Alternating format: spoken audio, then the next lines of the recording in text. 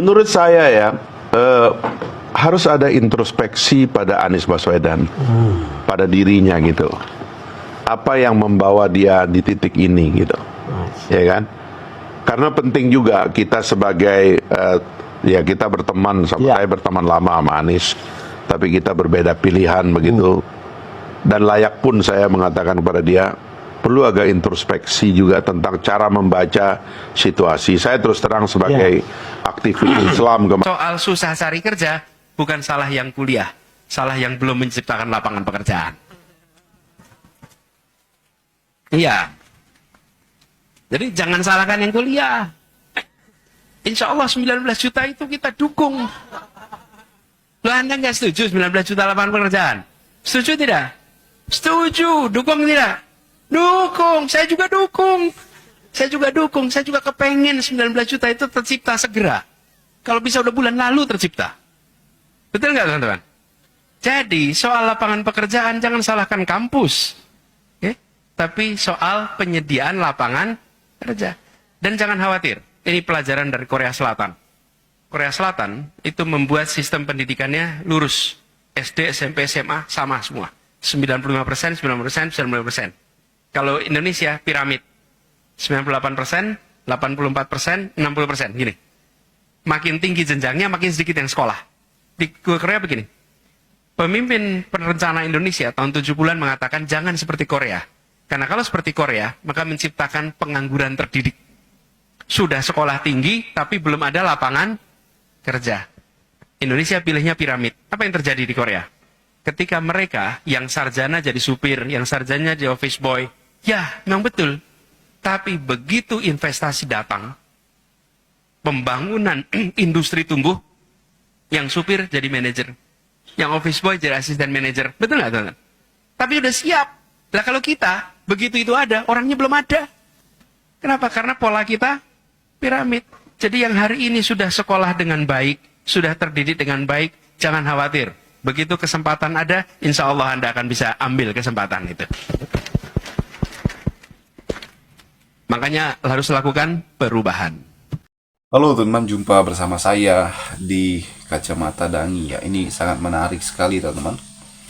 Bagaimana ya Anies Baswedan Capres 2024 ini masih menyala teman-teman. 2029 ini ya sampai detik ini pun Anies masih menyala. Masih menjadi trending, masih menjadi perbincangan ya. Inilah yang saya katakan bahwa Anies ini menolak redup teman-teman. Ada saja gebrakan-gebrakan hebatnya ya kan. Beliau berbagi ilmu untuk masyarakat. Beliau membangun jembatan untuk rakyat. Ini kan sebuah hal yang sangat tidak bisa dilakukan oleh tokoh-tokoh lain ya kan. Dan apalagi Anies Baswedan saat ini teman-teman ya, walaupun 2029 adalah waktu yang mungkin ya sedikit lama, tapi bagaimana antusias masyarakat kemudian ingin Anies ini menjadi pemimpin di masa depan ya. Dan itu menurut saya pasti terjadi teman-teman ya. Saya yakin bahwa bagaimana Anies Baswedan per hari ini kan menjadi tokoh yang sangat luar biasa ya. Tokoh yang sangat fenomenal, tokoh yang sangat-sangat melekat dengan gagasan perubahannya ya. Dan makanya teman-teman ya, banyak juga yang tidak senang dengan Anies ya. Ada Kodari misalnya, ada Fahri teman-teman, kemudian ada Irma ya kan. Itu mereka-mereka yang selalu memberikan kritik pedas kepada Anies.